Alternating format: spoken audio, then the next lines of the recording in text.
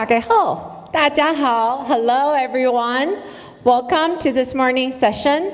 My name is Kathy Tai, Deputy Regional Director for Asia and Pacific Program at Center for International Private Enterprise.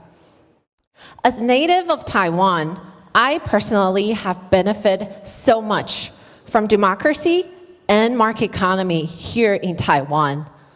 These are foundation for prosperity and continuous opportunities for local people. And SIPE's work is a validation of that. So today, I'm very happy to welcome SIPE's Executive Director, Andrew Wilson, for some remarks.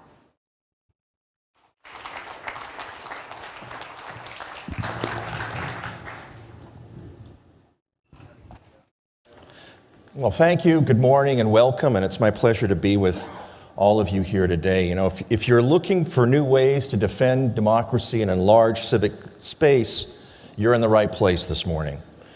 We have the privilege of opening day 2 of the Assembly with a panel discussion on alliances to enlarge civic space, how do business and civil society combine forces. SIPE is the business institute within the NED family of institutions. We bring a private sector perspective to the Assembly, along with our partners from the Free Enterprise and Democracy Network. We welcome the opportunity to converse with our friends and colleagues from civil society in the wider democracy community, and I'd like to thank the NED for giving us this opportunity this morning. The premise of this session today is that business and civil society must work together to counter authoritarian threats and specifically to preserve civic rights of freedom of association, freedom of expression, and others. Collective action across sectors of society is a powerful antidote to authoritarian tactics of playing one constituency against another. I remember at the Dakar Assembly, we had another business and civil society panel that called for building trust across these sectors, linking their respective dialogue initiatives and forming new alliances. Those are good recommendations that they made. But how does one go about actually doing this? Such collaboration really is still new territory for many of us. And the task of our panelists is to shed light on different modes of collaboration. For those of you who may be wondering where business fits in the democracy community, this question goes back to the founding of SIPE in 1983. The fact is that business has a stake in an open, well-governed society, and independent business acts as a counterweight to the state. Its talent, resources, and constituencies make the private sector a potentially valuable ally to civil society. Moreover, open market economies based on individual liberty, rule of law, and equality of opportunity serve to foster pluralistic societies and accountable government. We like to say that business needs democracy, and democracy needs business to thrive.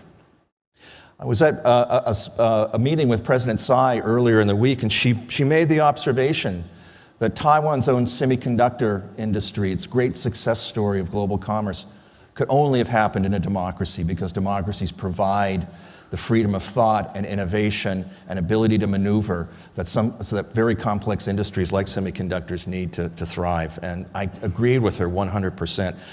Taiwan is a perfect example of how democracies and business and the private sector and economic growth really reinforce each other moving forwards. Forging collaboration is in a large measure, though, an exercise in building trust.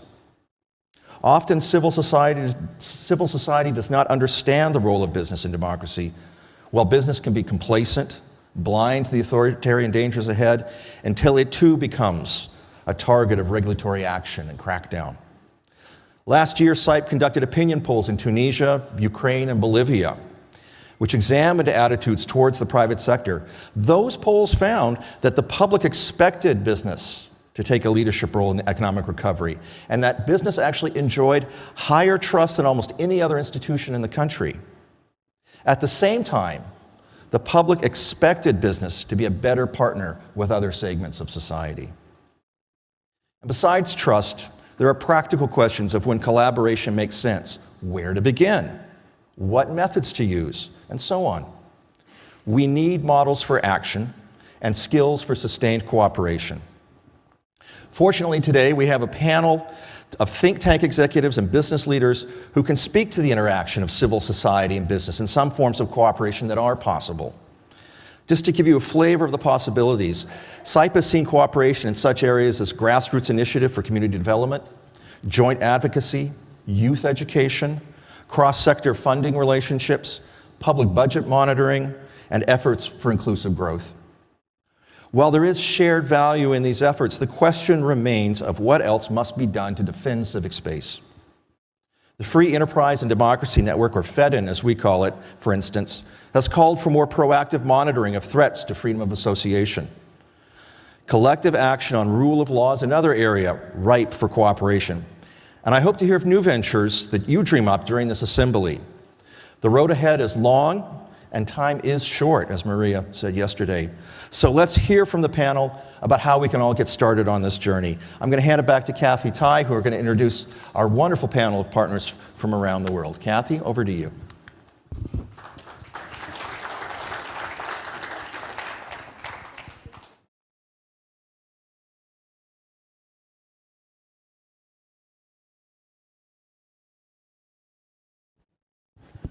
Hello again. So now I would like to invite all the panelists on stage.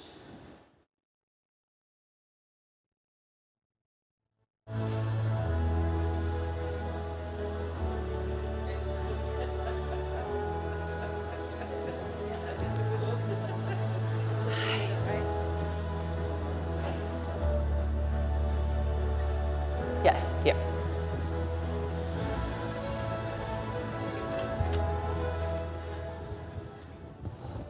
So let me say a few words to introduce our panelists before we start. So first, I would like to introduce Mr. Wojciech Szybowski. He's a political analyst leading strategic foresight in CEE on Europe affairs. He's currently the editor-in-chief of Visegrad Insight and president of the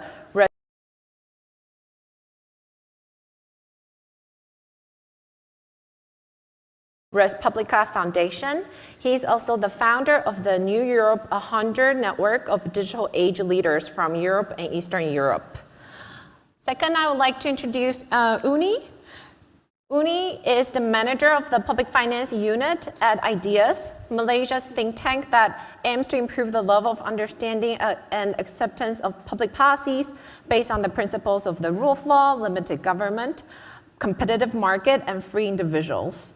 At IDEAS, she leads and manages research and advocacy projects on government procurement reform, budget transparency, state-owned enterprises, and the governance of major infrastructure projects in ASEAN.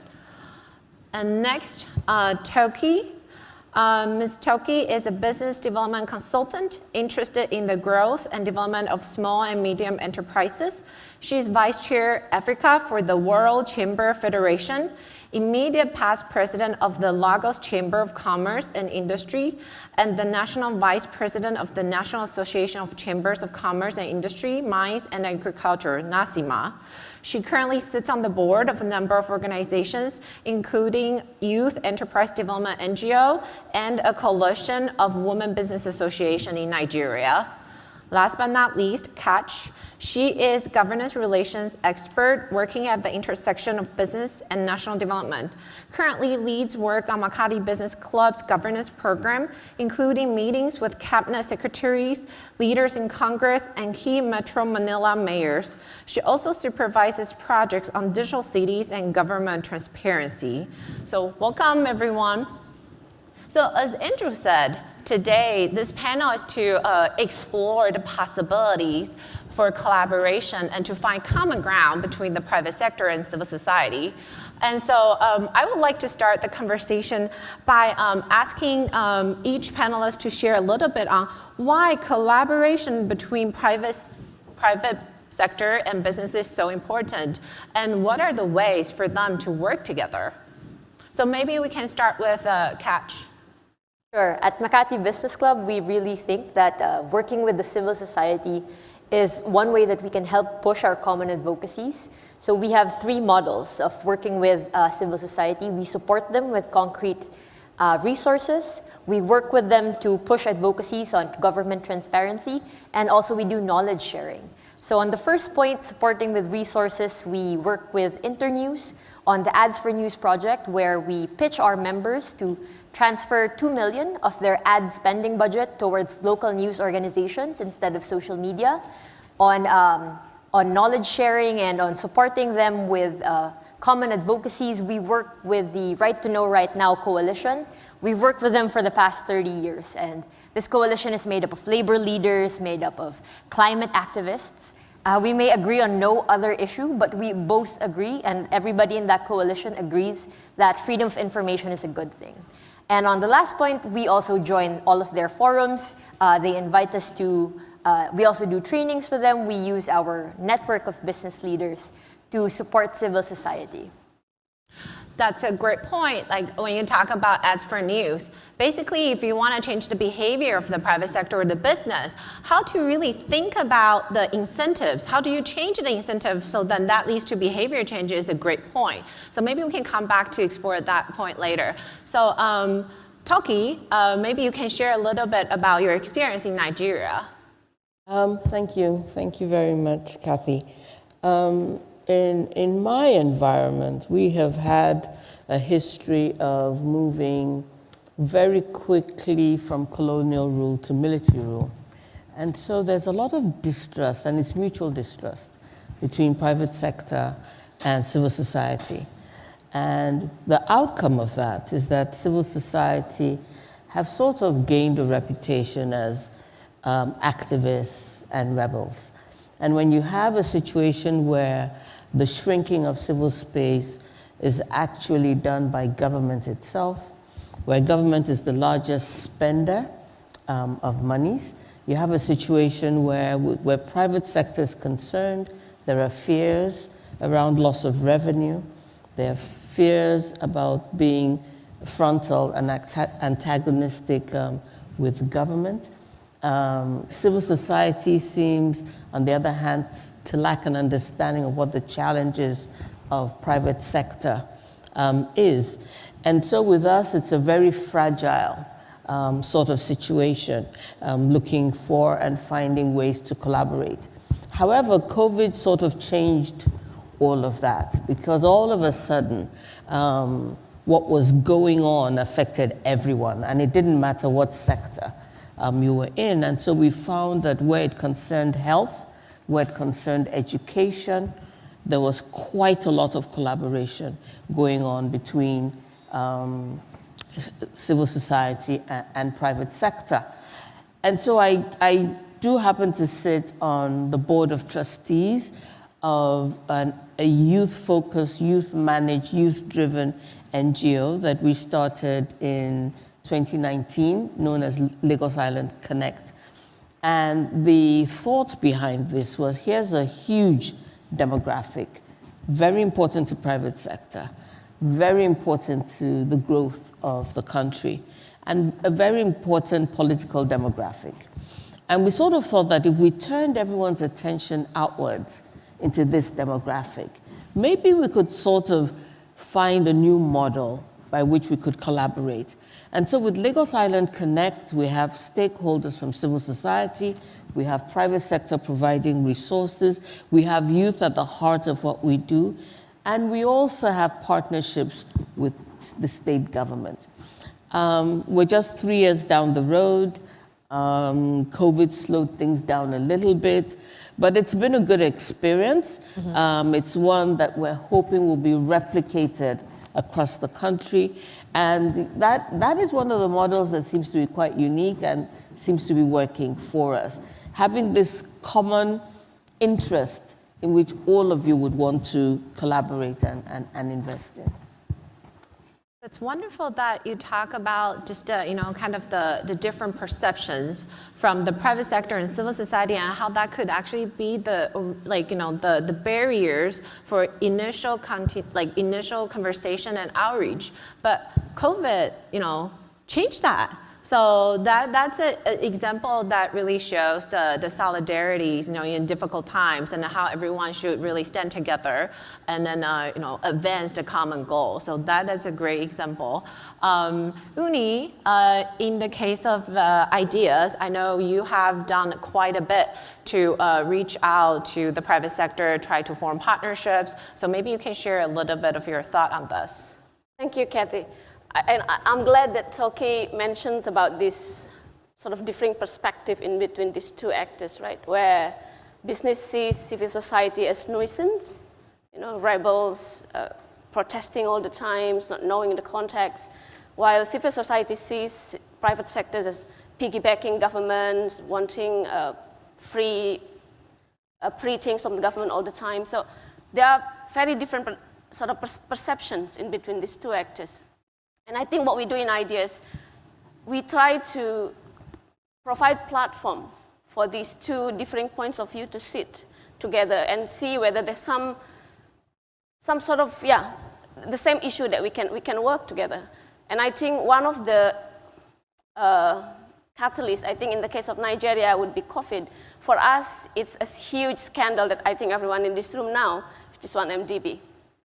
And these big corruption issues affect the whole country because political corruptions is at the root.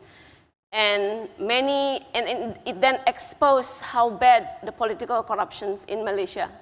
And for us to see there is a need for regulating political financing. While we are doing this, we try, in Ideas, we try to develop these legislations on political financing. I think one of the cornerstone is transparency. Mm-hmm. But then there is a fear among the private sectors. If our names is going to be exposed there, my chances of getting government contracts will be reduced. So I think for civil society, we long have been advocating for transparency without knowing that there may be some negative implication for private sectors. So I think creating this communication in between is very important. Another issue that we work on is BRI, Belt and Road Monitor. And I think Ideas has been pointing out the lack of governance framework for procurement for state-owned enterprises, which make Chinese capital, which already destructive in the first place, become even more destructive because we don't have that governance framework. And we figure out that one of the problems is then it affecting local contractors, SMEs, right? The small, medium enterprises. They are affected because not only, of course, they are at some point being included in the contracts, but then they lost workforce. So I went to one of the states, I think last week, and talked to some contractors, and they say, the Chinese companies pay better wages than us. If they go, we have to pay the same thing, and we cannot compete. So I think this is something that I wouldn't know if then we don't have this interaction between civil society and businesses. So I think for me, why collaborate is because we can get a differing point of view that maybe as a civil society, we actually didn't have that view before. A second one, just another minute, is actually, that's what the benefit of us engaging the private sectors. For private sector engaging us is to actually using us as to aggregate their views. In countries like Malaysia where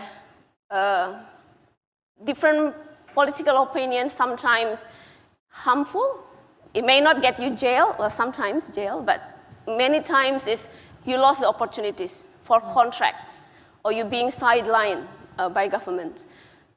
They cannot speak up. So civil society actually can provide that platform where they can safely say whatever they like in our forum.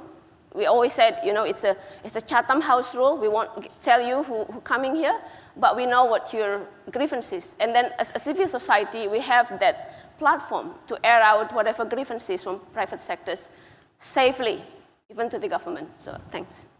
Thank you so much, Uni. Wojciech, before we continue, I would like to acknowledge, it's really our honor to acknowledge the presence of this special guest.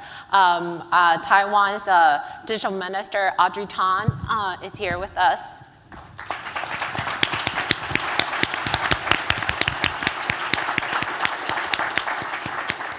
Audrey is Taiwan's digital minister in charge of social innovation. She led Taiwan's first e-rulemaking project. She also actively contributes to GovZero, a vibrant community in Taiwan focused on creating digital tools for civil society. Thank you so much, Audrey, for your presence. So we now continue our conversation with Wojciech. So maybe you can share a little bit like how your organization or how your work, from the civil society's perspective, have contributed to the collaboration of partnership with the private sector. Sure, I'm happy to mention that also, but let me shed a light in a broader perspective. I come from Poland, a country that has experienced tremendous growth over the past 30 years, that the foundations of which were laid by a unique collaboration, you wouldn't say of entrepreneurs or business, but of workers and the unions, with the civil society, which at that time were lawyers and journalists, that transgressed this space and built together the great solidarity movement. Well, that started some 40 years ago, and that brought about major change and transformation, highly supported and assisted by the National Endowment for Democracy, among others.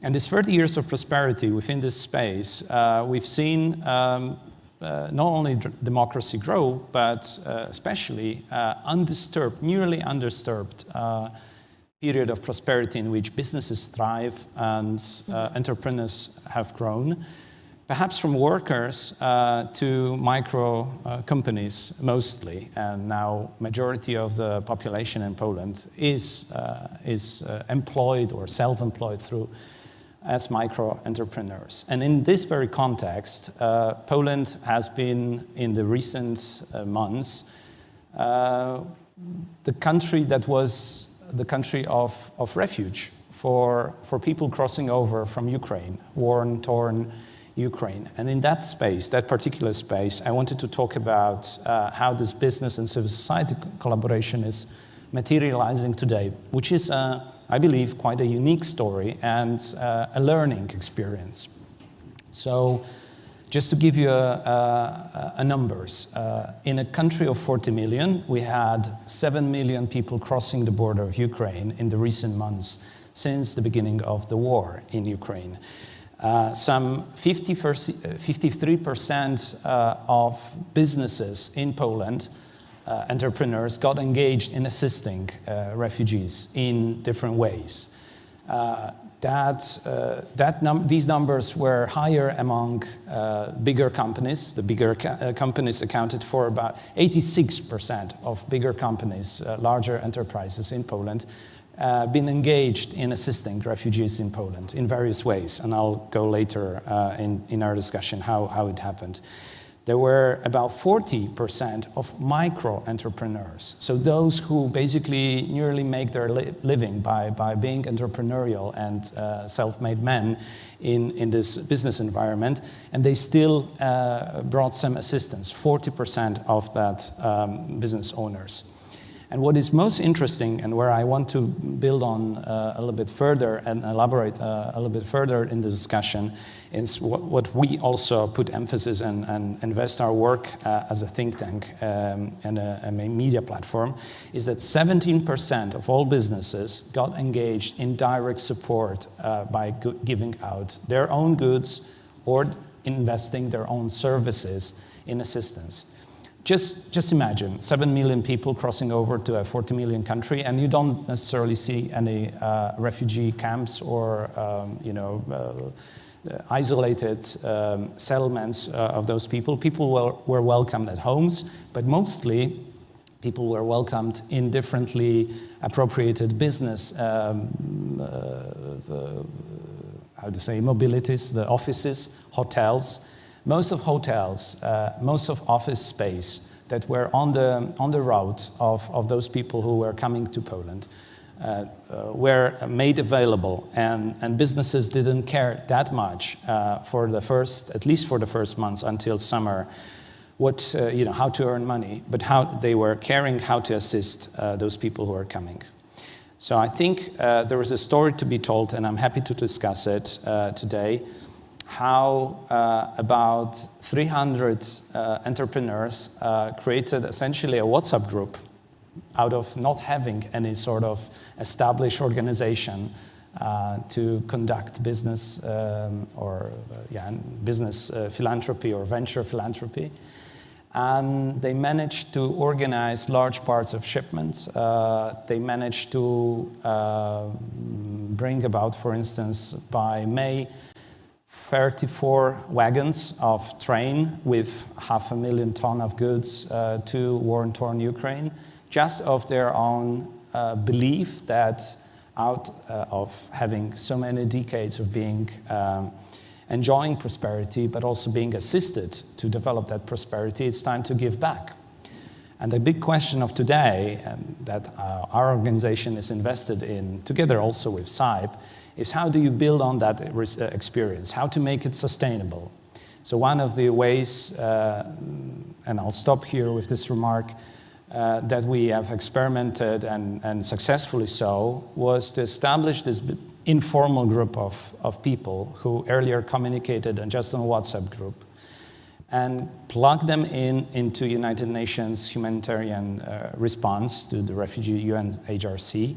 That was perhaps for the first time ever that UNHRC National Response Plan involved businesses to the main stage next to civil society in order to bring together this collaboration together. But the challenges are very similar to what you just said. How do you build interface? How do you link small grassroots organizations with businesses that essentially are all about scaling up and professionalism to the levels that civil society very often is unprepared for? How do you make the most of the potential, and more importantly, how do you make it sustainable? So I'm happy to discuss it further. This is very compelling examples that you gave. And then also like through like first round of questions and answers, I feel like we've got different models of collaborations, like through information sharing, for instance, the media platforms that you have, or through joint advocacies, through youth training, through capacity building. So I feel like there are a variety of ways for collaboration. So maybe we can go back to Catch, share some models that have been successful in your experiences working with civil society organizations.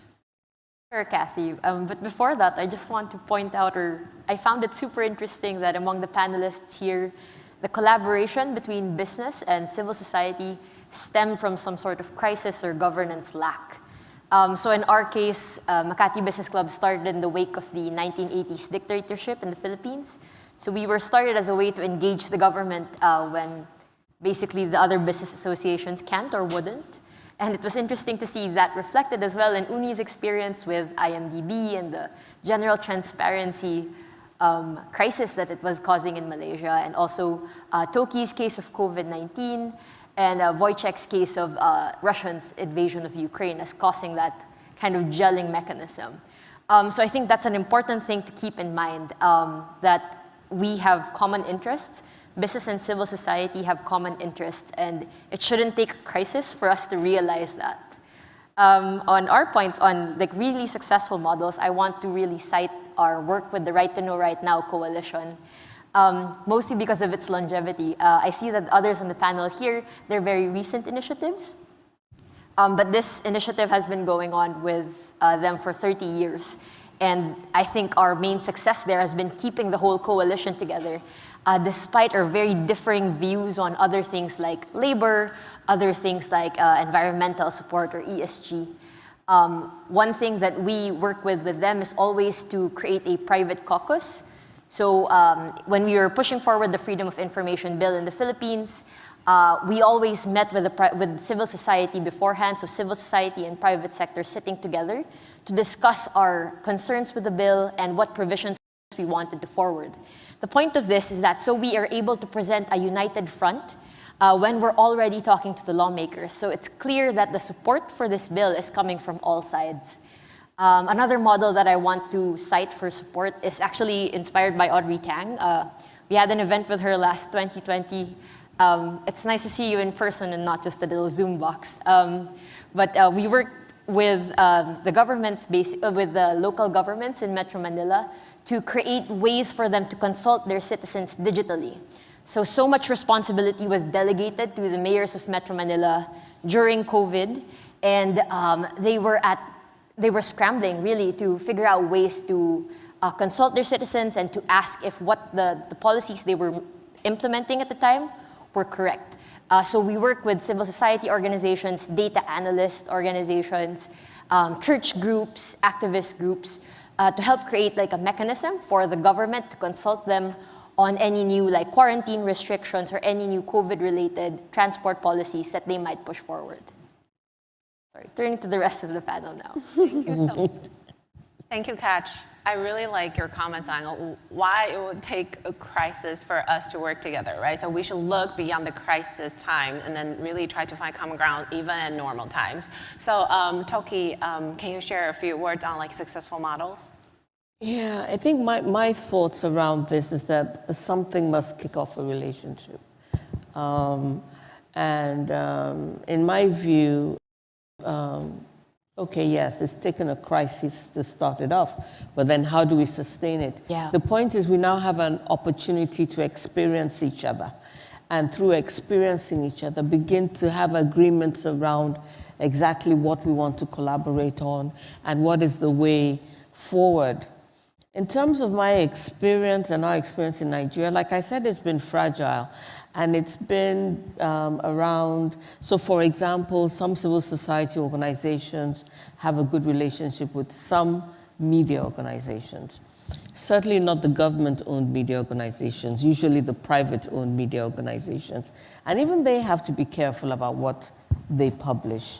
There have been collaboration around legal services, which are services that the CSO really and truly require. Especially when they get into trouble with government. So you find lawyers like the Bar Association offering free services. So we did have an incident in Nigeria shortly after Black Lives Matter in the US, which is called EndSARS. And it was an uprising by the youth against the law enforcement agencies of the country. And you found the Nigerian Bar Association offering their services completely free of charge across the country to help the youth. Then, of course, we've had it around education.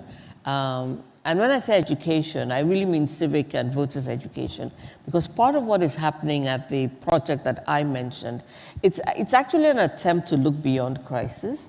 The idea itself did not come from a crisis. It happened before the crisis, but COVID helped it along, you know.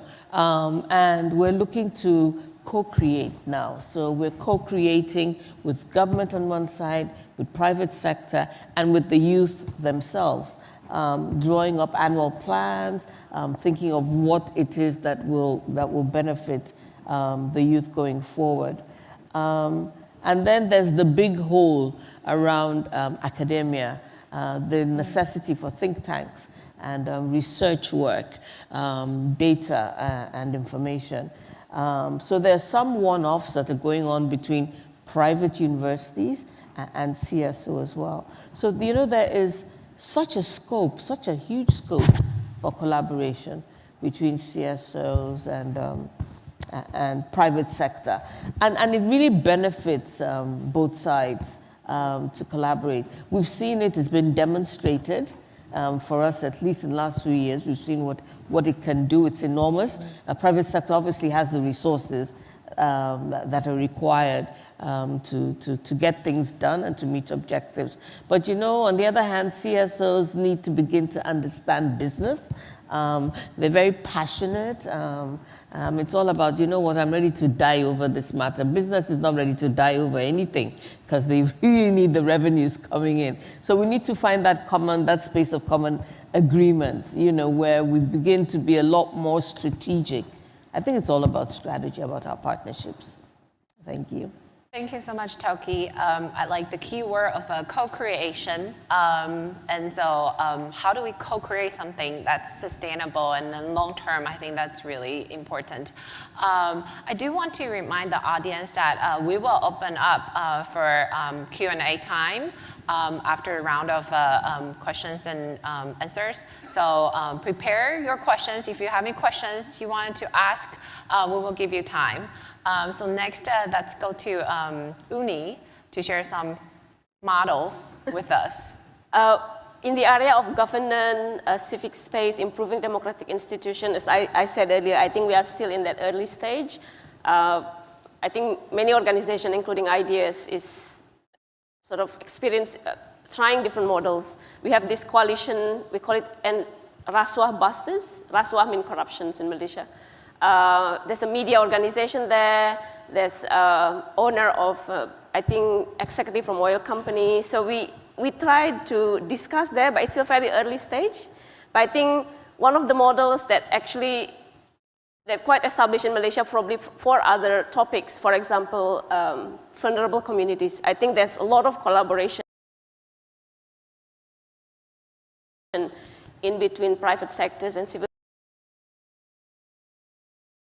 societies in that regard. For example, our work, IDEAS with Orang Asli, which is the aborigines of Malaysians. They are sometimes a group that are quite sidelines in the development because of the way their way of life.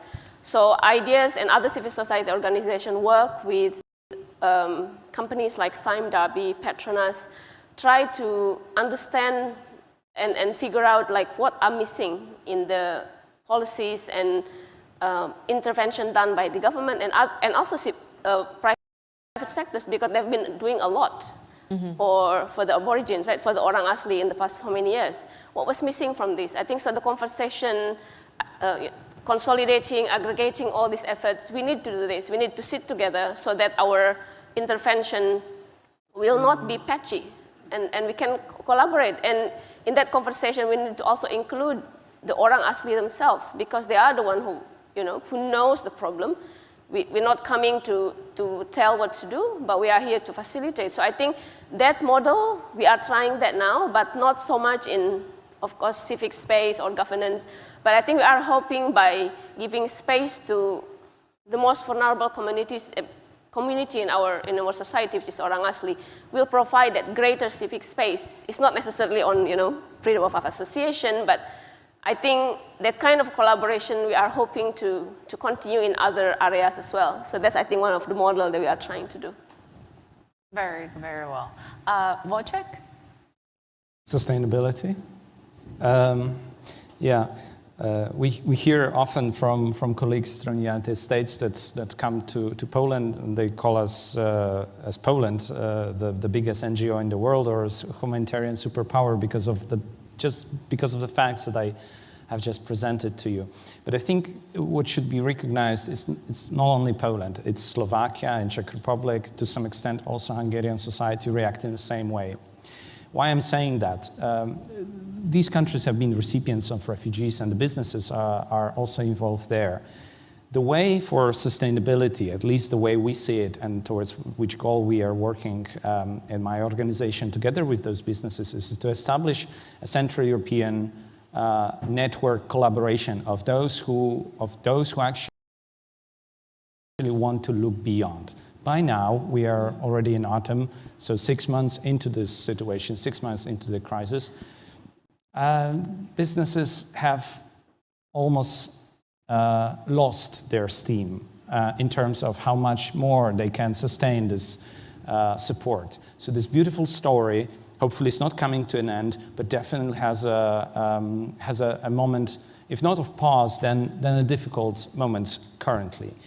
One of the reasons is, of course, that there is no government assistance. The government did not make any contingency plans or didn't plan for collaboration for make this effort sustainable on the longer run. But the promise is there that's for the businesses, at least those who are engaged, that They know that by themselves, many entrepreneurs establish their own foundations. They're not going to make a big difference. But if they come together, they may see that when some of them fall short of the resources they have, the others may be still pushing the cart together. And overall, by establishing something bigger, they achieve much greater goals. So the big promise is on one side, in collaboration, and that will be my main point. Our proposal, in fact, is to establish Central Eastern European Solidarity Trust based on these businesses that engage in venture philanthropy, in business philanthropy. And it's a completely new concept in Central Eastern Europe to do it from within, rather to be beneficiaries of the assistance from outside. And I believe that is possible. This is maybe actually being done. Second thing for sustainability that we can see is happening is actually digital. One of the first steps that businesses reach out to civil society is how do we build this interface? And what businesses are usually better at, although civil society have been engaged in the digital toolbox as well, is actually scaling up on the basis of information exchange, digital essentially marketing and management. And currently, there is, on the basis of civil society, initial mapping, service mapping exercises that have been carried out. There is an effort with major businesses from consultancy and also global companies that provide free software or IT specialists, building up, trying to scale up the service mapping that is just localized, to make it much bigger. And why? I believe it's sustainable because businesses look at it as a two-way win. On one hand, to deliver immediate relief and support the civil society. In the longer run, this is creating a market. This is about scaling up good cause, which is building up, of course, democratic environment, but it's also expanding the market potential. And for businesses, the engagement in civil society of that scale, at least in Poland, but I believe in other countries, it has a similar logic. It's a business opportunity. So there is a promise, but this promise may be fulfilled only when actually this works out on this next level. Yeah, and maybe I stop here. That's great. Some really interesting insight for us to continue to think about sustainability. How do we sustain the collaboration across different sectors? So now I would like to open the floor and then welcome the audience to ask questions. And if I may ask to identify yourself first, and then so people know who you are, where you're from, and then ask your question.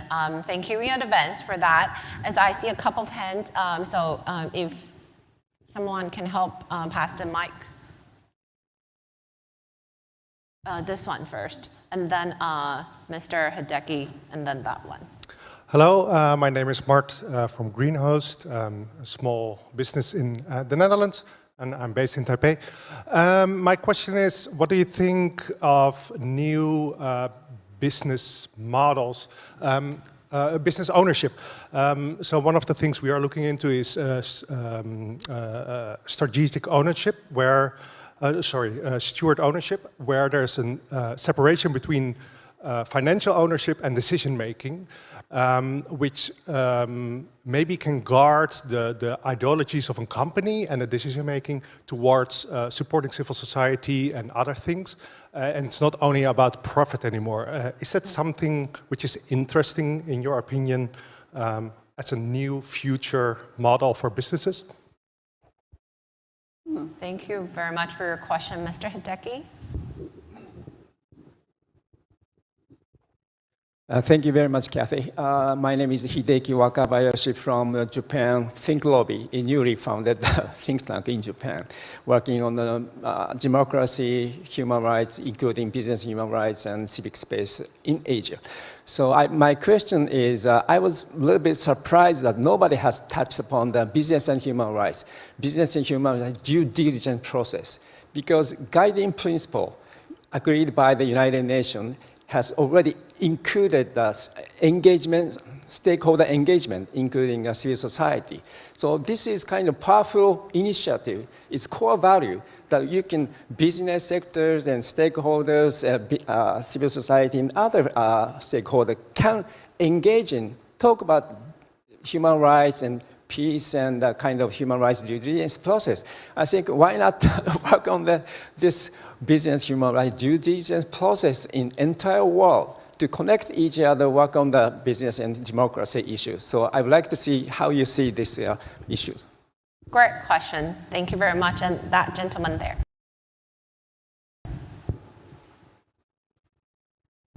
Good morning. My name is Joshua Mata. I'm from the Philippines. I work with the trade unions in the Philippines for a long, long time. Well, I actually agree that businesses should play a big role in advancing and deepening democracy in any country. And I'd like to pick up from what Mr. Hideki just said. I think one of the biggest problems, at least in my experience, one of the biggest problems back home is the fact that many businesses, with due respect to Makati Business Club, many businesses are actually not able, we are not able to hold to account many businesses for their human rights violations. So in that sense, why don't we step a bit further? Why don't we all both work together, the labor movement and business, to come up with a legally binding instrument that we have been trying to push for in the United Nations Human Rights Council for many years? I'd like to hear the opinion of the panelists. What do they think about a legally binding instrument for transnational corporations? Thank you. And then this gentleman here. So we'll combine all the questions because we don't have that much time. So we'll combine all the questions and then ask the panelists to respond all at once. This gentleman here.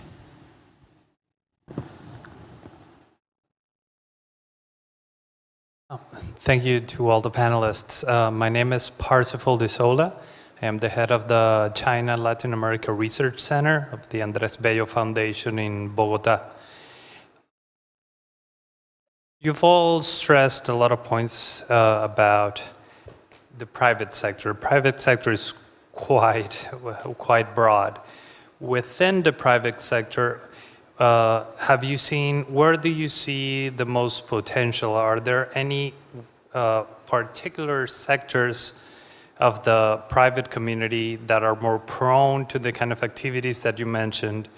And again, which are the ones that you see more skeptical in actually engaging in these types of activities? Thanks. Thank you all for these great questions. And then so if I can just ask the panelists to try to respond to the questions to the best you can. I mean, these are fantastic questions, but they're also tough questions. So that I'm really happy the organizer gave us this opportunity to start the conversation, right? To really explore ways and then to identify what are the key ingredients for successful partnership between the private sector and civil society, right? So that's what we tried to find out today. So, you know, with all that questions, if you can also just finish up with kind of your final comment for this panel, like what are the key success lesson learned, key lesson learned for your success? That would be great. Would it be, you know, framing of the issue? How do you, you know, communicate with the private sector in the language and then the framing, the terms that they could understand, they could accept, or what? Or maybe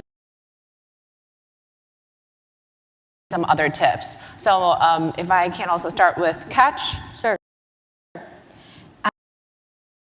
Okay, let me just go over that very quickly. I think the three questions that we have today, they revolve around one issue, which is that business does not exist in a vacuum. So there's been recent developments. People are starting to understand more that you cannot do business when the world is on fire. You cannot do business when everybody is sick. So there's more and more realization that business does not exist in a vacuum. We live in a society.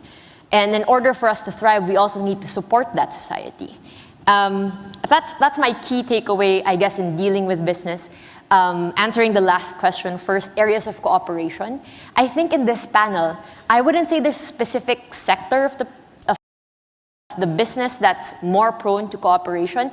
I would say it's more on specific issues. So like in Uni's example, when it comes to corruption, that's an issue for everybody. It's an issue for the private sector, it's also an issue for business. When it comes to kind of governance gaps like COVID, like the Russian invasion, that's an issue for everybody. It's all encompassing. So I wouldn't say it's a specific part of the private sector, but rather the issues that you can look at and focus on. On Wakabayashi-san's point and the gentleman from the Philippines' point, so business and human rights is a key and important issue that we're trying to deal with in the Philippines. So Makati Business Club, we actually support the Commission on Human Rights in formulating their national action plan. So I was telling Wakabayashi-san yesterday that we hope that they do move forward with this and that they submit it to the UN soon. But yes, that's definitely something that we're open to exploring with you. This may take different models. Definitely we'll need to work out exactly how we'll cooperate, but we're welcome to exploring it with you. Yeah, so I guess last words. Business and civil society have such large ways to cooperate. We have a lot of common ground, and I hope that we can all turn our creativity and all of our innovative energies towards finding those spaces so that we can all push forward the advocacies that are important to us as business and as civil society. Thank you, Catch. Tauki? That was a great start that Catch gave to this, and you're absolutely right. I think we're all in a learning process. Even individually, we've all learned something from COVID. Things are being done differently. We're all charting new paths to follow. I think in terms about the question between the model that you were talking about, currently, at least in my country, you have it being practiced in the sense that you have non-government organizations setting up in a way that they have a revenue generating or activity or arm or project or subsidiary because they need the financial resources to do what they need to do in their civil engagements. And then they have the whole part around governance. Whether it's a model that would appeal to private sector, I'm not sure, because private sector is really, really about business. I mean, now the world is pushing a lot around CSR and what you're giving back to community, what you're doing about your environment, what you're doing about labor. So I think it's a conversation that we need to push forward on. In terms of legislation, honestly, not everything can be legislated. You really do need common agreement and a common push towards certain objectives. Otherwise, we would all have been legislated into doing all kinds of things. So I think in terms of the human rights is embedded in a lot of our various laws. It's not all in one document. You have bills of rights, depending on whether you're looking at labor, business sectors. And I think it's just a common conversation. We have to have a vision as people, as nations, as sectors of society on how we pursue the common good is what we're thinking about. And I think in terms of last words, I think this is the beginning. I think we all should be leaving this conference further motivated and determined to find more areas of collaboration and agreement. I mean, that's how I feel. And begin to, walk that talk. And there's it's a no-brainer that private sector and CSO should and must collaborate if we want to achieve scale, if we want to achieve impact, if we want to achieve reach. I think those are my last words. Thank you, Kathy. That's great. Last word. Uni? I just want to comment on the model of corporations where, the financial part and the other parts are separate. I'm not sure that's manageable. which also means that the other parts will always go haywire, do whatever they like, right? And the other one like then turn into NGO instead of changing things within. I'm not sure how does that work. At the end of the day, the responsibilities of governance, performance of a company, I think it stays on the board and shareholders. And shareholders, actually, well, if many of you owning shares here, it's our responsibility to ensure that our investment actually go to the right thing. Company is going somewhere, it's their company, but we are, as shareholders, have also right to determine where the directions of this company going. So I think it's important, that's why growing the business to be big and become publicly listed and they subject to greater discipline is very important. Because when you're small, usually SMEs, at least in the case of Malaysia, they don't really subject to many disciplines. They don't publish annual report. We don't know what's happening, you know, being used for political reasons. But if they are publicly listed, they become bigger. Of course, not all companies meant to be big, but the likelihood of them subjected to greater disciplines, even on human rights, is greater. And I think it's the obligation of shareholders to actually ensure that. On human rights, I think I agree with Toki.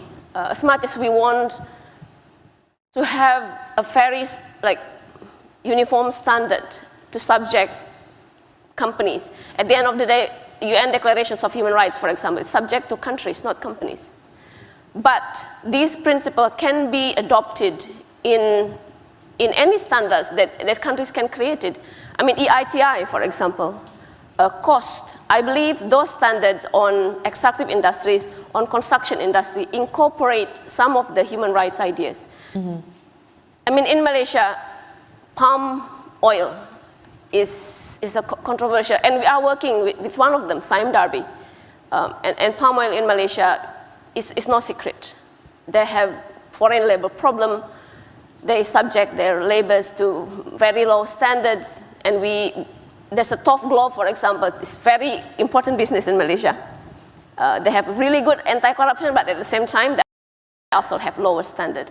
But I think, in our opinion, if we start making them enemies, the conversation will not go anywhere. So I believe, I think I like Toki's point, is engagement. Maybe we come to engage from different sectors or from different issues. Say, for example, in the case of Sime Darby, we come from Orang Asli. But it is also possible through this long engagement that we can communicate the importance of including human rights principles in this. It's a long journey. It will not happen in 1 or 2 years. But I think that's what it takes for a change to happen. So thank you. Thank you, Uni. Wojciech? Sorry, it's taking a long time for you. No. Thank you. I think I have little to add, but I'll start where Toki mentioned that this cooperation is no-brainer. And I would add, yes, and we should not take it for granted. It's something to be earned and to be fought for. It takes time and effort, especially when governments don't provide a framework for that cooperation. And that is still so needed. And I think businesses are becoming aware of that, especially those that have agency, referring to the last question. The businesses that get engaged and how they get engaged are the businesses that feel they have some agency.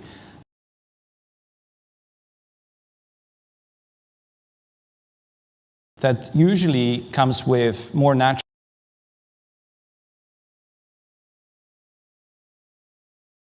with being placed, being kind of grown out of the place where they operate, rather than being these multinational or dislocated companies. There is, of course, an answer to that, how to get the multinational big companies companies, very successful companies engaged, and there are the frameworks of human rights, but I think companies prefer something more specific, and today we didn't mention the ESG or ESGT even discussion on environment, society, governance, and technology as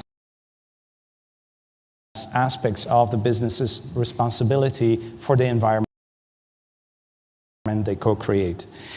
And my last point, probably not answering all the questions, but they've been addressed already by my fantastic co-panelists, is that business needs some rules, not too many rules, but business needs rules, needs framework in which they can plan, operate, and thrive. And interestingly enough, I think they're now seeing more often than not, a civil society are the guardians and fighters for the rules. And making this alliance or making this transgression sometimes creates the greatest and the most the utmost outputs that were never expected before. And I think these cases that we've been providing, including the one in which collaboration happens with businesses and society in the refugee response in Poland and Central Europe, but also so many others, provide testimony to that there is a space to explore, not taken for granted, but absolutely no-brainer. Thank you. Thank you, Wojciech. I think today's panelists all share great insights about how to work together with civil society organizations. And I think this goes back to kind of the very beginning of what CIPE stands for, or what democracy organization stands for. It's to make democracy delivers. So to make democracy deliver, you need the private sector's participation into the whole process. And a functional market economy then reinforce and solidify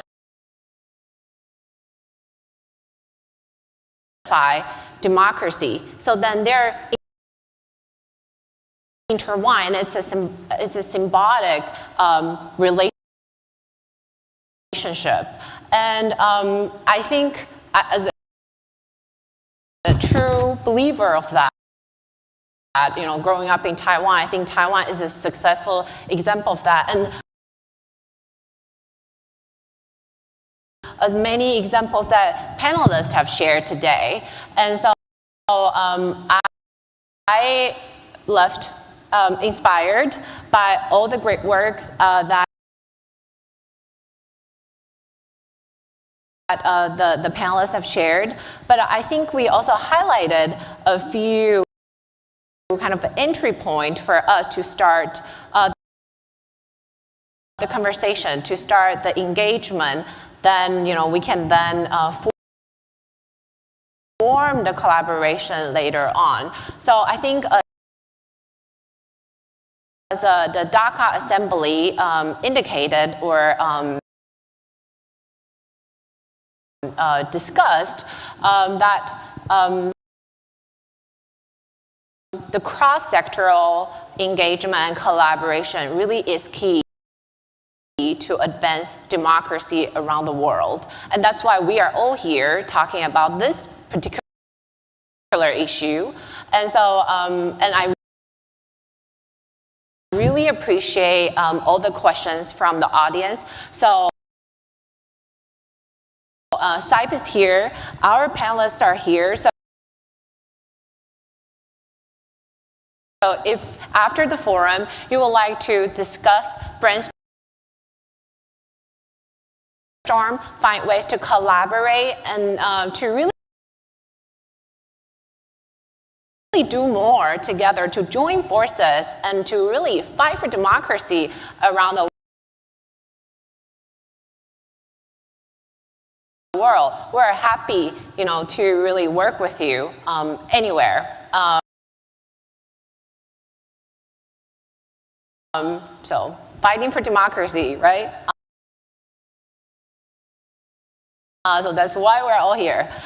So thank you all very much for joining us today for the great discussion. And thank you again for the panelists. Thank you very much. Thank you.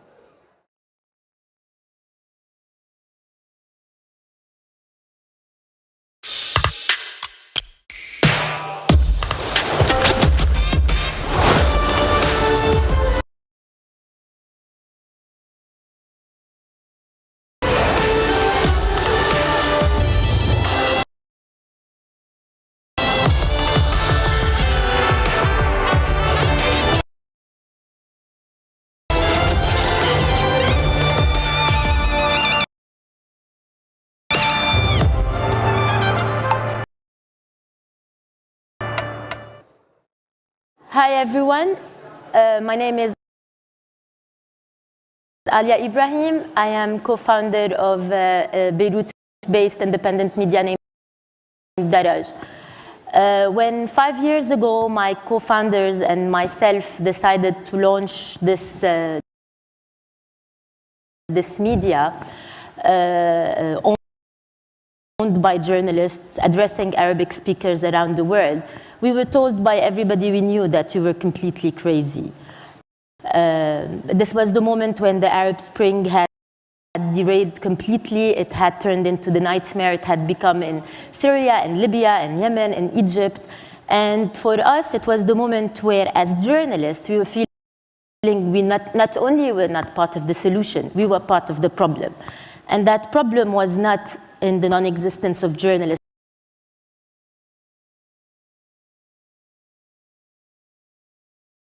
or journalism that believes in the fundamentals of holding power into account, of giving voice for marginalized groups. It was in the ownership of the media. So the solution for us was very simple: just work on media owned by journalists. And when people told us we were crazy, we looked for examples. And examples existed. Mediapart and the correspondents were already there. But it was really Rappler that for us was an incredible inspiration and an incredible validation for our then project. It was there. It was already doing what we wanted to do on the other side of the planet, and it gave us the justification. So I'm saying all this to say how important it is for me to be here today with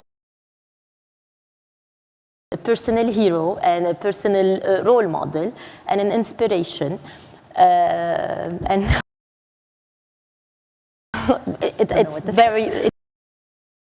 it's really very genuine. So thank you to anyone who made that possible. And we have so much to discuss today, just in now a little bit less than 30 minutes. So Maria, thank you for being here. It's a great opportunity to be having this conversation here in Taiwan and with everything that is happening around us. Let's go into it. Yesterday you said we're in the last 20 minutes of democracy. And previously you said then atomic bomb has hit our information ecosystem. Where do we take it from there? How do we defend journalism? How do we defend this industry we love so much and push back against everything that's happening? I mean, on all fronts, right? And it's the last 2 minutes. You guys play basketball? Last 2 minutes, you know, and we are losing this game of democracy. So, I mean, part of what we've tried to do in Rappler, first of all, thank you so much. The person who did a lot of the research for us, our head of research, Gemma Mendoza, is also here. So, I mean, it's like throwing spaghetti against the wall. You know this. If you're a startup founder, if you're trying to reinvent what civic engagement looks like, what journalism looks like in the age of exponential lies. How do we, your question is, so what do we do, right? I mean, let me go directly to what do we do. Yesterday I talked about, right before Ann Applebaum told you what the real world looks like, right? How geopolitical power play has shifted to networks. I mean, Belarus, for example, would Belarus be a democracy today if Russia hadn't come in? Yes. Would other countries that are on the verge tip towards democracy or autocracy well, it's still power and money. So countries like the Philippines, which is in between, countries in the global south, which are trying to make it work. I mean, it's so interesting what's going on in your country and your own reporting, right? What a long preamble. Why don't I just show you what did work for us? And I'm gonna fast forward through a bunch of this stuff, right? Because in the end, you know, this is what I had actually said. So first of all, let's just go back to this, right? This is the way information operations work. And let's put it in the United States before we bring it back home. Because if you are on social media and you're working in a democracy that is slowly tipping, this is happening to you.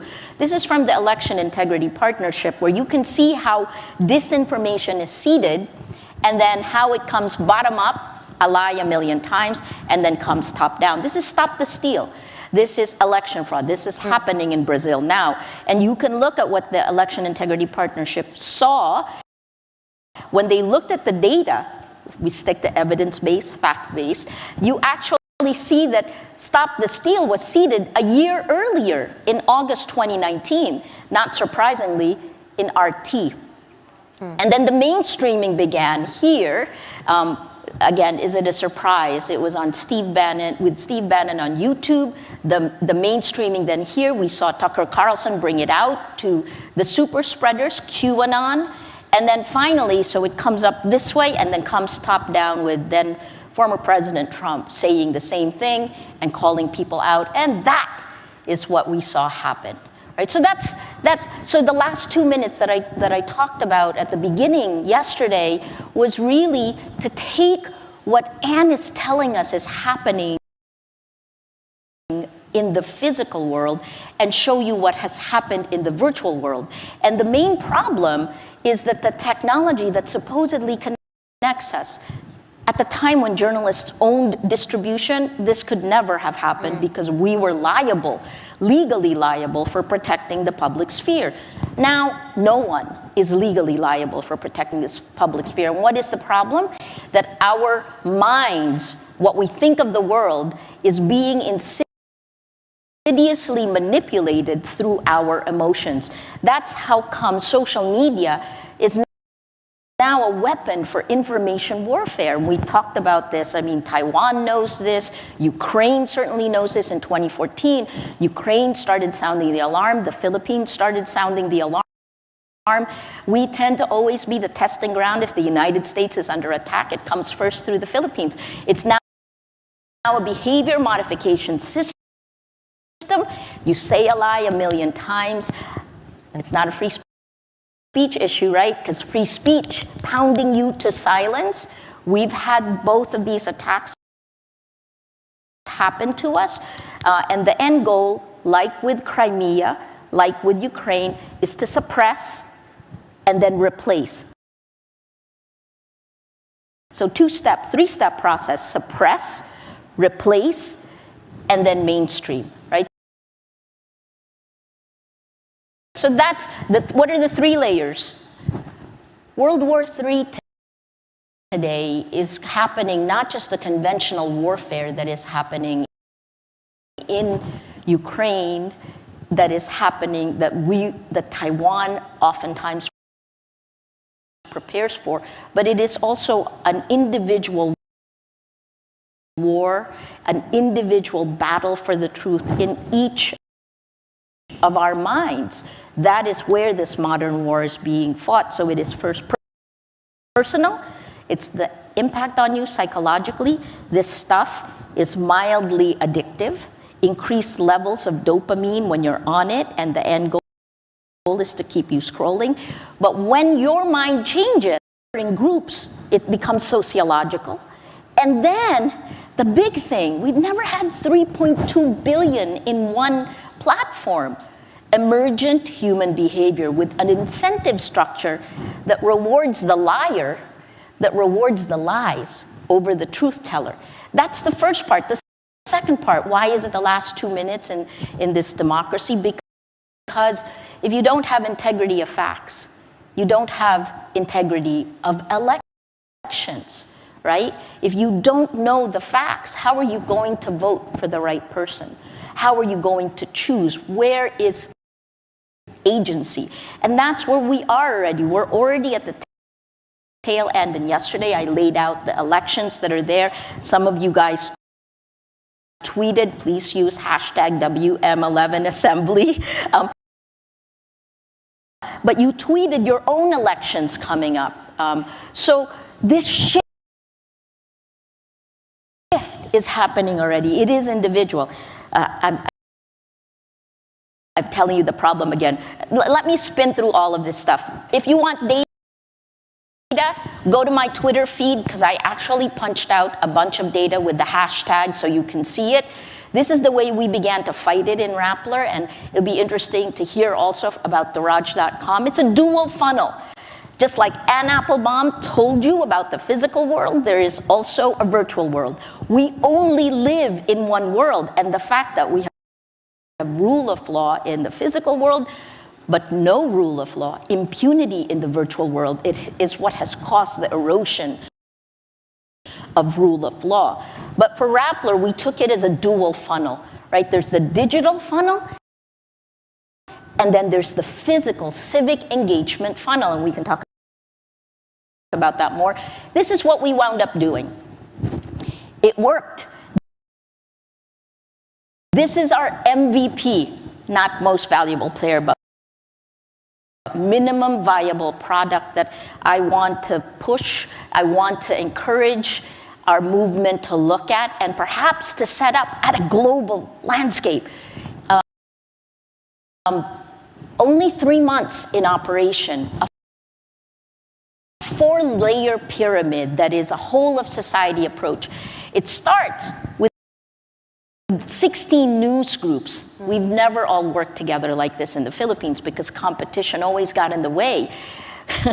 Well, we did here, and it was a Creative Commons license, so anyone can publish it.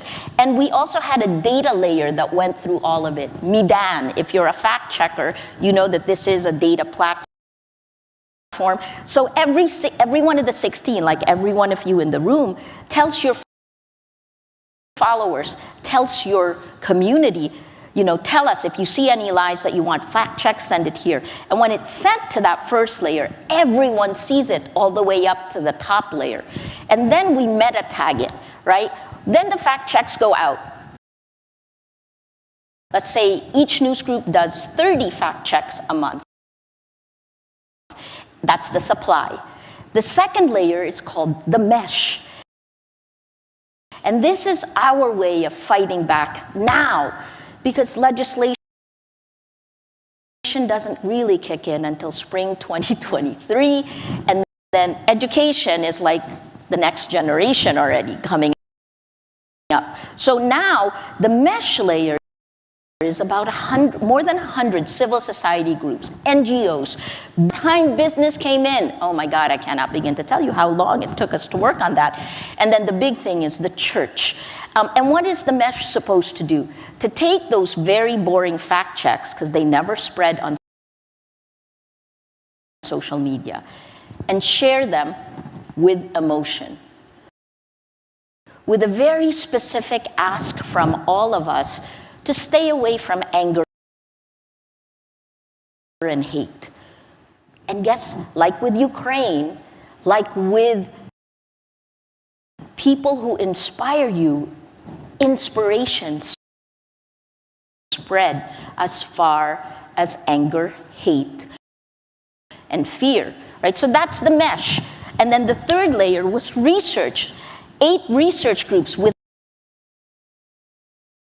the data that we had, and every week they came out with like a webinar that showed you this is who is manipulating, what is the meta-narrative that's being pushed into the public sphere, who is being targeted, who is gaining. It was always inevitably the opposition leader, the vice president, a woman, Leni Robredo, was always targeted, in fact, since 2016, and who was winning? Marcos. Marcos. It was very, very interesting. And then finally, but we took it cross-platform, YouTube, Twitter, TikTok, all the way across. Because when you have more than one working together with the same data set, you can actually go through. And the last one, layer 4, was the most important one, and they were the most adamant. They were also the most energized because they hadn't really been fighting for the last 6 or 7 years like the journalists were. The law. The legal groups, law firms, the Philippine Bar Association, the Integrated Bar of the Philippines. In fact, let me show you what that looks like. Sorry, I didn't actually put it in. So that law firm, all the law firms filed almost, actually they filed more than 21 tactical and strategic cases in less than 3 months. Movement against disinformation, set up by lawyers. It was incredible to try to bring back rule of law. This is the impact. We know it worked. Well, within the first 2 weeks of doing this pyramid, it's called the Facts First PH pyramid, and I did the same thing that I'm doing to you. It's like, it is it. This is the last 2 minutes. It's an Avengers Assemble moment, right? You have to take all your superpowers, and we did.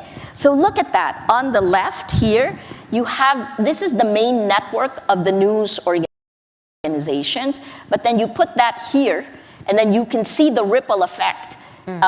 We mapped the impact, and we've been doing this since 2016, and we have never been able to reclaim the center of our information ecosystem in the Philippines. We did this time. And the first inkling we knew that it was successful was within the first 2 weeks that we rolled it out, the Philippine government, the Office of the Solicitor General, filed a petition at the Supreme Court against Rappler and the Commission on Elections, saying that fact-checking is prior restraint. You're laughing. It is laughable, right? But thankfully, the Supreme Court didn't do anything, and we would have kept doing it. Would you have let, like, prior restraint on fact-checking stop you? What does that do, right? These were some, I'll just end with these last 2 slides, which is the mesh layer, right? They did things like this. They took what the journalists did, and they made it accessible. We're kind of boring. We're grim and determined oftentimes, right? But look at what they did. Cartoons, artwork, TikTok explainers. I am not on TikTok, but Rappler is. So is, these two are influencers in their own way. One is a mother who looks at history. And then the newspapers, our other partners, actually did weekend full-page spreads of fact checks, and their circulation increased, and there was even a billboard. And finally, this is the last thing, you know, like we reversed the research. Because normally research on disinformation takes forever. By the time it comes out, it's like a weapons race, arms race, right? By the time it comes out, it's too late. What we did is we asked them, because they were coming up with the data, we asked them to first publish it before they submit it for peer review. So 2 of these 21 research reports only 1 has come out after peer review, but they all came out in time for our election. So it is from the bottom up, emotions, intellect, law. That's our whole of society. But Maria, you raised so many amazing topics that I would like to ask you about. Sure. But let's stress on one thing. You did this amazing initiative. At the end of the day, it's a game of time also, and the president won. Yes. We always seem to be 5 steps behind. Yes. And here there are 2 main issues. I think that it's brilliant that this retelling stories in as many formats as possible to reach as wider audiences as possible is incredibly good. But bad news and fake news still flies faster. And yes. you know that through data. By design. Algorithms. By design. So what do we do, like when we're in this ecosystem and we're trying to work on the journalism? And I think one point that needs to be raised here, when you as Rappler, as a journalistic priority, when journalism is your priority, when you're working so much with civil society, where do you draw the line? Oh, I love your question. Where do we really stick to the journalism and make sure that even our partners are being held accountable? We always draw the line, and I think that's the difference. The standards and ethics manuals of journalism are very clear, right? So we had a whole discussion about this, but let me quickly say what it is. I no longer have an editorial position in Rappler when I came under attack, because at some point, you know, I had 10 arrest warrants in less than 2 years.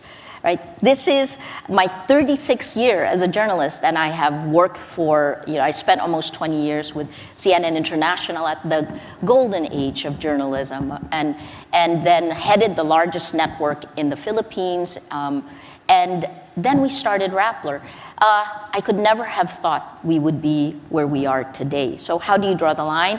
I no longer, well, after the first time I was arrested, and they made a point to actually, I remember the date, February 13th, 2019, because it was Valentine's Day the next day. So it was my government's gift to me. They made sure to arrest me at 5 o'clock so that this way I couldn't post bail. I knew, because worst case scenario, that there was a municipal court that was open until 9 o'clock, but they delayed it, so I was detained overnight. And when I came out the next morning and I was forced to, you know, the arrest warrant didn't even have an amount for bail. That's how much it was rushed. So the next morning, I was furious, but you know, when you're furious, that's when you smile. So I was furious, and that's when I realized that the pettiness of the way this will work, that they will bend it to the point, to the point that it's broken, and it's quite petty. So that's when I realized that I'm not just a journalist, I'm a citizen. And I am a citizen who is being targeted, and I was gonna hold my government to account. To answer your question, how do you draw the line? I do tech, data, I take care of our business. The editorial is completely separate. For me, in terms of our civic engagement, this goes all the way to the beginning of Rappler in 2012. We actually, instead of marketing, I didn't put in a marketing budget. What I did was create a civic engagement arm, which is separate from the editorial team. That civic engagement arm works with government. And they're completely separated? They're separate from us. They run campaigns with government. So for example, some of the wonderful things we did was, you know, climate change. The Philippines, starting in 2013, is the third most disaster-prone country in the world. So we worked very closely. We worked closely with our Department of Social Welfare and Development in terms of trying to stop stunting hunger. We called it the Hunger Project. We did one step better than India's IPayTheBribe.com by working with our Commission on Audit, and we did a crowdfunding of report bribery, right? Because the government itself said, our COA, Commission on Audit, actually said that 20%, only 20% of the bribes are reported. So we opened a portal, we built a portal, and then when they reported, it was the government who responded to them. We enabled government. This is our civic engagement arm. Mm-hmm. So I paid a bribe, you just report it, but you don't close the loop on government acting on it. And for a period of time, until the Duterte administration came into power, we were doing bottom-up anti-corruption campaigns. This is the civic engagement arm again. Okay, while that is happening, and I'll give you a perfect example, Super Typhoon Haiyan, which is the way the global community knows it, but for us it was Typhoon Yolanda. In Typhoon Yolanda, one of our Move PH is the civic engagement arms. One of our partner was the Secretary of Social Welfare and Development, Dinky Soliman. So she goes to the hardest hit area. And she's there, right? Our Move PH actually sits in the crisis team because we created a panel where people can crowd report any kinds of problems they have in a typhoon. So she goes, but then we have our reporter there. And I don't think this is necessarily a point of pride, but our reporter asks such tough questions that Move PH's partner, the secretary, cried. I mean, And they were normal questions, right? When we were there, this was in Leyte, where the eye of the storm was, Rappler had a satellite, an IP satellite van, but no one else brought satellite phones. I mean, how do you not do that in the middle of a typhoon? So that's the separation. There's a separate group that worked with government, that organizes civil society. The way I thought about it before was that Rappler builds communities of action. The food we feed our communities is journalism, so it is fact-based, evidence-based, and But then let they me act stop on you it. here, Maria. Today we are looking at crisis across the globe, and as Yes. journalism, we are faced with this crisis of reporting today between Ukraine, Iran, what's happening. In that context, where do we draw the line? How do we answer to the pushback when it comes to sticking to journalism in conflict zones? I mean, first of all, whose definition of journalism? This idea, so I have a book coming out in November, How to Stand Up to a Dictator, right? I stand for human rights. I stand for press freedom. As a journalist, these are not things that I throw out. And this idea of faux objectivity, even when I was with CNN, when I was in my 20s and 30s, I was used to think, hello, no one is objective. I'm a 5'2" Filipino American. That's the way I will analyze the world. But what is objective is the process of journalism where the reporter has an editor, the editor has a managing editor, and then if it is a particularly sensitive story, you have legal go over it, right? So it is the system of news groups that is frankly quite expensive that technology platforms don't have. But you know what? I'm fascinated because you've lived through some tough experiences. You should tell them why this whole idea of drawing the line is also important to you. Well, we were talking about this, and yes, I am particularly passionate about this because I covered Syria. Yes, go. And in Syria, when I did my job, and my position on Syria was 100% very, very clear against the dictator. But when I was covering on the ground, and it was 2013, beginning of Jabhat al-Nusra, Daesh did not exist yet, but you could see where things were going. And I reported on what I saw. And I ended up getting out of Syria. Even being with armed militias, I did not feel scared. I felt scared because the social media context got me out of Syria with a fatwa to kill me because I was accused of being against the revolution and against what was happening there. People who were journalists and writers, etc., told me this was not the time to be critical or to say what I was saying. And I raise this point now because really I think we're facing the same issues today. And the way, go. But there is the journalism, and there is where we stand morally and of course politically. Well, but the journalism yes, the reporting. And I will respond to this exactly the way I responded to it when we talked, which is that in the end, the journalist in any conflict must report the facts. That is why this is a battle for facts. And you reported the facts, and it was actually the people who believed the same things you did that attacked you, right? And then where did the attacks happen? On social media, right? So let me take that apart. So the first thing is, as a reporter in a conflict zone, regardless of what you think, you report what you see, right? That is why you go to these conflict zones. That's first. Regardless of what you think, the way other people interpret it, frankly, is not our problem. Right? But the narratives are being set. Oh yeah, but that goes back to the basic problem of social media, right? What spreads fastest? Fear, anger, hate. Who are attacked the most? Women in the Philippines, starting in 2017, this is data, were attacked at least 10 times more than men. Yeah. Because they wanted to stop your reporting. So what do? They attacked you. Was it information operations? If it was Syria, maybe, most likely we would have to look at the data. But that is different from how we do our jobs, what we do, regardless of what we believe, right? So my equivalent in the Philippines was, Rappler was the first organization to give then Mayor Duterte a nationwide stage. We We live streamed all 5. There were 5 candidates for president. He attended our presidential debate.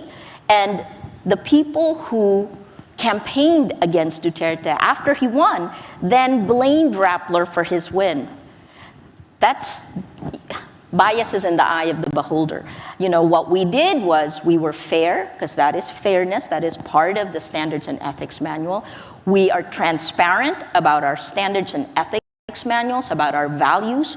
We align with the Universal Declaration of Human Rights, with the Philippine Constitution, and we hold those lines. So for others to feel or to, that's an opinion, they can have it.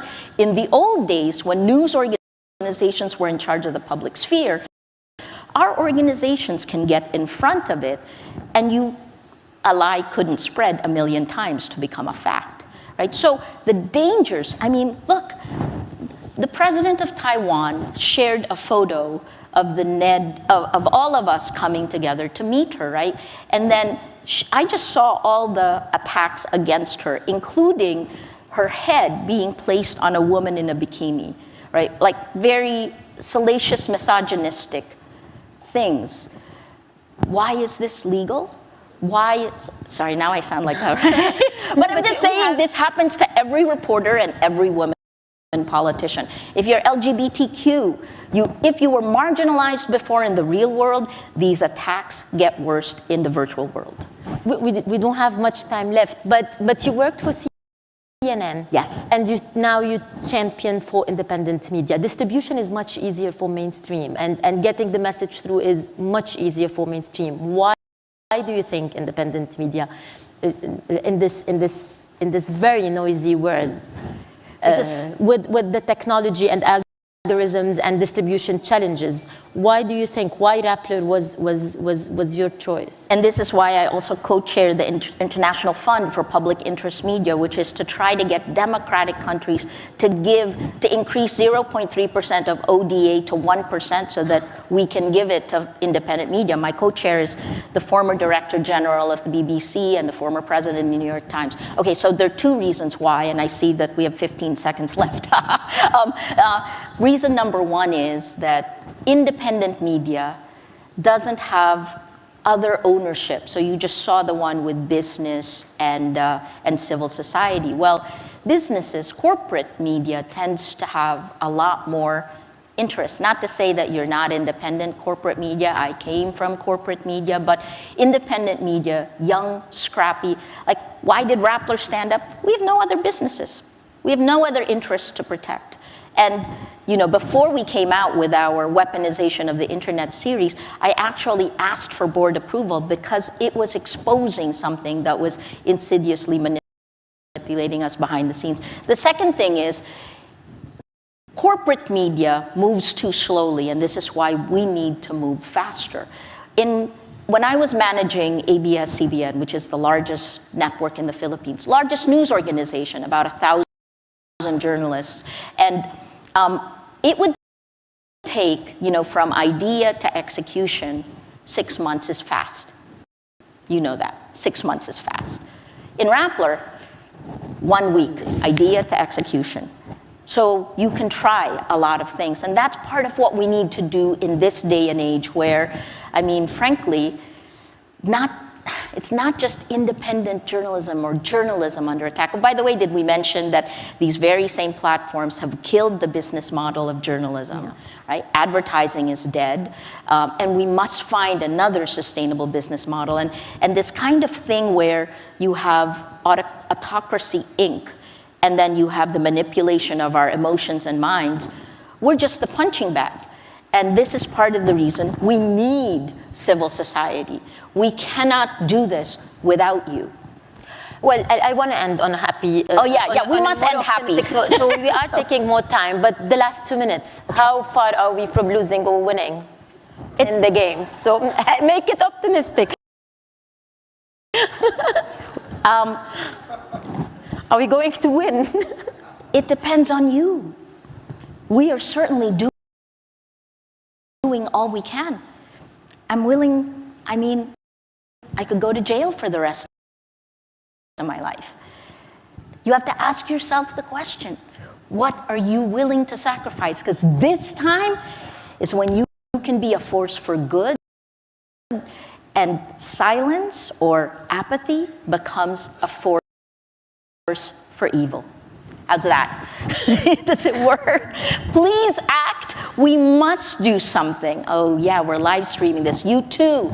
You must also act. You gotta ask yourself. We're in the last 2 minutes. And you know, I think the journalists have done our jobs. Well, we keep doing We our keep job. trying, but it's almost like we're just putting our finger in the dam and it's about to collapse. Citizens must step up, and we have to stop being what the tech companies call users or consumers. We must demand integrity of information. I feel bad for governments. They can't govern if you do not have integrity of facts. So let's demand it. Well, I'll end on that. Thank you so much. Where I'm standing, despite as bleak as the situation is in the Middle East, we're still doing what we can, and it's not game over yet. Not at all. So, Not at all. thank you very much. This has been a fantastic opportunity. Thank you. Thank you.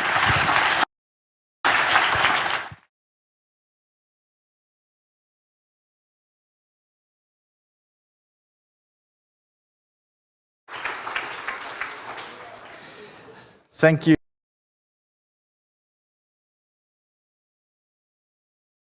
Thank you, Maria. Thank you, Alia. When you are listening to very interesting conversation, time flies. I didn't think it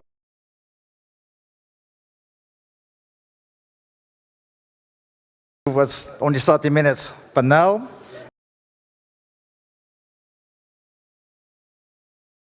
coffee break, and after you to join different workshops that you sign up for.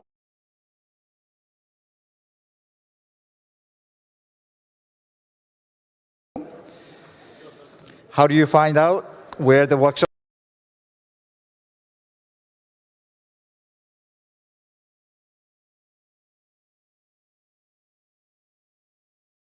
are? Check the apps.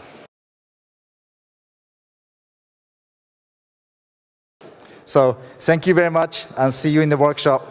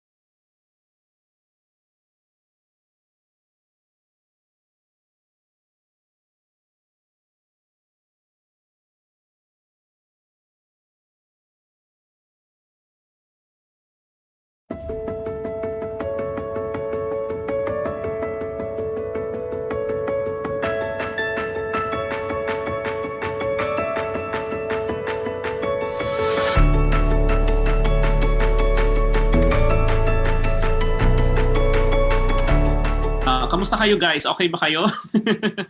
Hello? Ayun, pagpasensyahan nyo na yung aking background at hindi ko nalagay yung aking blue background dahil I'm joining from my browser. Ayan, hello, Haya. Hello, medyo mini reunion nga itong ating event actually. Mga familiar faces and names. Ayan. Sige, so to start things off, let's hear some opening remarks from Tanya Hamada, a member and of the steering committee of the World Movement for Democracy and the founding member of the Young Public Servants. Tanya?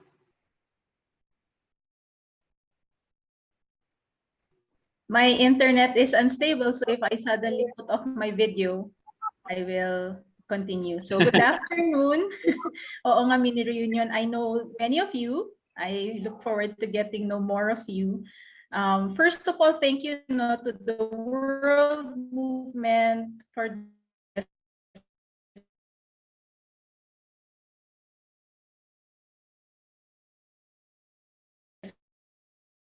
convening this conversation.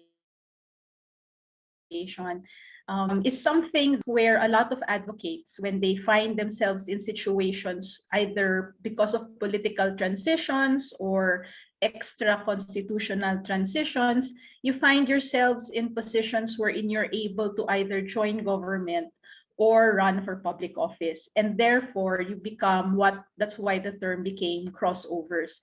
But essentially, the more you think about it, it's really because advocates, activists, you can't help do what needs to be done. So if the space is open for engagement, whether you're inside or outside, it is the nature of activists or advocates to take the opportunity.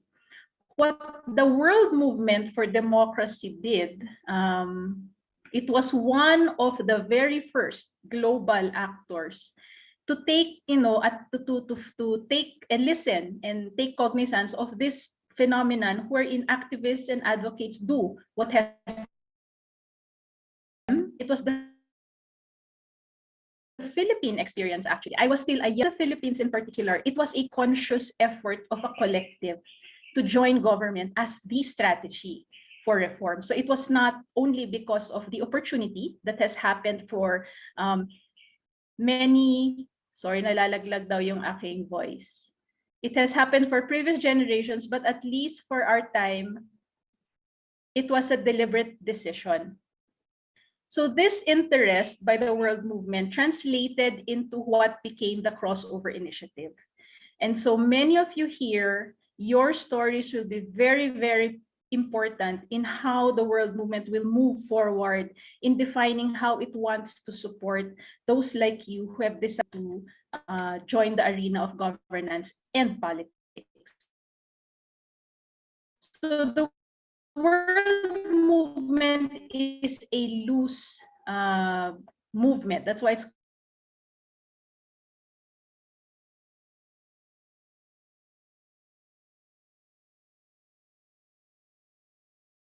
sorry about that. Let me end it.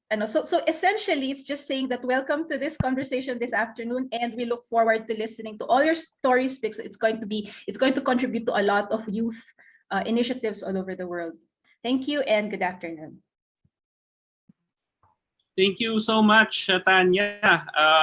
Ayun, actually, marami sa atin nga yung iba-iba yung instance, yung conditions sa pagsali natin sa government in one way or another. And it will be very fascinating and interesting to hear the different stories that we'll hear later on. Ayan. Sige, so moving on, we'll hear some remarks from Ryota Jonen, the director of the World Movement for Democracy. But unfortunately, he won't be able to join us this afternoon, so he sent some pre-recorded message. Let's hear it from Ryota.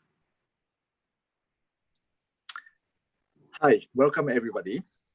I'm Ryota Jonen from the World Movement for Democracy.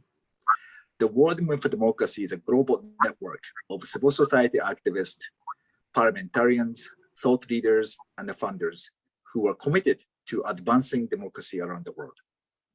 Since 1999, we have facilitated networking among democracy advocates and supporters and convened a discussion and workshop on democracy in different parts of the world. We actively empower democracy movements to engage in cross-regional solidarity, as well as share knowledge, support, strategy with one another. We do so in the three main thematic areas: defending civic space, promoting inclusive governance, and strengthening democratic leadership, focusing on young people. Under the second pillar, promoting inclusive governance, the World Movement spends 2 to 3 years from 2017 and 2020 studying how civil society leaders were moving to government in order to push reforms within and make governance more inclusive and responsive. We also looked at what experience they have in doing so. We are calling those people moving from civil society to government crossovers. Finally, in March 2020, the World Movement launched the Crossover Initiative, first, to document those crossover experiences. Second, to share their experiences among who have crossed over. And then finally, empower young people to consider crossing over and equipping them with knowledge of the past experience. Since then, World Movement has continued to build its crossover networks and connect pro-democracy crossovers across the borders to share lessons learned. The Crossover Initiative page is on our website. I encourage you to visit our website, www.movedemocracy.org, to find more. The politics is very different from civil society activism. Today's discussion, from activism to governance, experiences and the practices, bring together former, current, and future young crossovers to discuss key strategies to institute reforms focusing on security sector, gender equality, and social services. Particularly, we want to stress the importance of policy development and implementation. We also want to draw your attention to how you can engage with generation after you and guide them with your own experiences. We welcome your questions and comments throughout today's discussion so that we can actually follow up and engage with you further on the Crossover Initiative. I want to give special thanks to Tanya Hamada, a member of the World Movement Steering Committee from the Philippines, and Ding Quintos de Les, both widely known crossovers in the Philippines, for sharing their wisdom and the guidance as we thought about how to organize today's discussion. We also appreciate the partnership of young public servants, Lila, Justin, Abby, Mara, Victor, and Aya. I want to give a special big shout out to the World Movement team, Megan Bucker and George Todorovich. We know that democracy in the Philippines are under attack, but the dictatorship style of governance that we have seen in your country for the last 4 years has not stopped you from making Philippines more democratic and freer. You have shown in many ways your resilience, and opportunity will come sooner or later. So by strategizing and equipping ourselves with necessary skill set, it's time to prepare for that moment to come. So thank you very much for your participation in this discussion, and I look forward to learning from you and working with you in the future. All right, that's Ryota Jonin, Director of the World Movement for Democracy. And it's heartening to note that merong malawak na global network ng crossovers, and it would be interesting to see how the Philippine experience compares with our colleagues in other parts of the world. And yun nga, yung mga political crossover, we have a big political transition that will happen next year. So it will be an exciting time to see as well ano yung mga crossovers that will be happening in the months to come. Okay, so we can now move on to our first main discussion, our opening plenary. And we're very lucky to have with us someone who has great experience both in government as well as in the private sector, in civil society. And so we have Julia Andrea Abad, Executive Director of the FEU Public Policy Center. Actually, my boss. I used to be with the Policy Center with her a few years back. And Julia is also the founding member of Young Public Servants.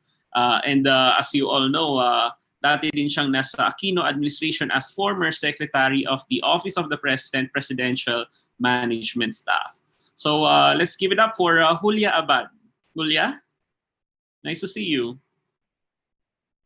Hi, JC. Hi, everyone. Thanks for having me. sorry, if I turn off my video and you see some anime figures as my profile, I'm using my daughter's laptop, so I apologize in advance. Thank you for spending your Saturday with us, and I hope I can do justice to your decision to work on a weekend rather than do something infinitely more relaxing. Just as an aside, when we started YPS, we were a bit concerned that it was all the same people that we used to see. So we had hoped that as YPS grew, it would include people, that we didn't know or were not in our usual circles. And seeing as many of you are a lot younger than me, there are a fair number that I know, but there are also a fair number that I don't. So I guess that shows that we are actually getting somewhere and that we have actually grown to include, people that we'd like to reach. They asked me to share some quick reflections on my crossover journey. So I will try and speak as briefly as possible so that you can ask your questions and that this part of this afternoon will be more relevant to you. As some of you know, I was raised by two former student activists turned civil society leaders and then public servants. And as a young person, I thought I knew enough about the heartbreak of their chosen career paths to make sure that I avoided it at all costs. I majored in communications. I did my college internship at Cosmo magazine. And finally, when it came to having to find a job, I chose to work as a writer at a corporate foundation in one of the country's larger conglomerates. Despite this early conviction that cost, as you might know, I have in fact spent the greater part of my working life in government. First, as Executive Department of Social Welfare and Development Secretary Dinky Soliman, and then as Chief of Staff to Senator Benigno S. Aquino III, and then later on as the head of his presidential management staff. Both my government stints were a result of public clamor for a change in leadership and in response to allegations of corruption and the deliberate undermining of democratic institutions. In both instances, there was an incredible number of young people who joined government with me, all eager to be part of the change that we had sought from the streets. So they asked me to share some reflections on being on both sides of the fence, so they speak. So first, advocates join government because we see an opportunity to actively drive the change that you have committed yourself to. As a martial law baby who grew up in a household where books were wrapped up and the title pages were ripped off, and where my parents would routinely disappear without word as to when they would resurface, the defense of democracy was very personal to me. It was the threat of a return to those days that drove me to join government in 2001 and then again in 2007. Most advocates will join for a set of principles, and these principles will become the deciding factor for how long you will stay in government. When the government or the administration no longer upholds these same principles, then it is time to give up power and return to the streets. As in the case of the Hayaten, who joined the post-Estrada government and then resigned from the Macapagal-Arroyo government in the wake of the Hello Garci scandal. My second government stint as part of the Aquino cabinet saw the advocates in government stay for the entire presidential term. It was no mean feat, and sorry for the shameless plug, a testament for how faithful that administration stayed to the principles that advocates joined to uphold: democracy, good governance, and an inclusive, participative public service. The bar is, of course, different for everybody who goes into public service. Every government has its share of pragmatists as well as idealists, and the tension between them ultimately shapes the collective conscience of that administration. Second, as bureaucrats, advocates turned bureaucrats, we learned to become professionals. We traded in, our advocate clothes for civil service approved outfits and clothes, business-like shoes. In order to gain the respect of our colleagues, we had to count ourselves among them. Some of you might know this. Ayan, si Abby Uniforms. Our former boss, Secretary Soliman, who was known for her unique, rather outrageous fashion sense, and who shocked many civil society colleagues by initially accepting a government position back in 2001, would make it a point to be early for flag ceremony every Monday and actually wear the DSWD uniform, to the great distress of the new staffers who also had to wear it with her. During our first few months at DSWD, the newbies at the office of the secretary had to be taught how to write minutes of the meetings in the proper format, not something we had to do before, as well as what the difference between writing a memo for and to someone was. So 4 is for somebody important, 2 is somebody less important than you. 10 years later at PMS, I was still learning, this time how to correctly format appointment papers for cabinet secretaries and who to vet documents with before asking the president to sign off. In both cases, lessons were the same. As a representative of your government, you were never to be shabby or uninformed or sloppy. Whether one was giving instructions on behalf of the secretary or the president, being known for your ability to do the task that you were asking others to accomplish gained you respect. Best foot forward, always. As advocates, we joined government committed to very specific ideals, and we were determined to see it through, whether it was reproductive rights, budget transparency, tax reform, or a sustainable peace agreement. We learned to work with bureaucrats, we learned to work with politicians. Well, we learned to become bureaucrats. We learned to work with politicians. And in fact, in many ways, I think we managed to educate each other. So I guess I will end with a few anecdotes that show this. So first, I will tell you the story of a cabinet secretary who joined as a very idealistic former member of the academe. And I think it shocked him at first how politicians would recommend candidates to positions just based on, bata ko to, friends kami, helpful siya sa akin. So the instinct, of course, as an upright citizen, former advocate, is just to say, no, that's ridiculous. But of course, that didn't really get that cabinet secretary anywhere. So in fact, he learned, congressman, these are the qualification standards for that position. We don't want people to think that you're recommending somebody who is not qualified, right? Because I'm sure you, just as much as we want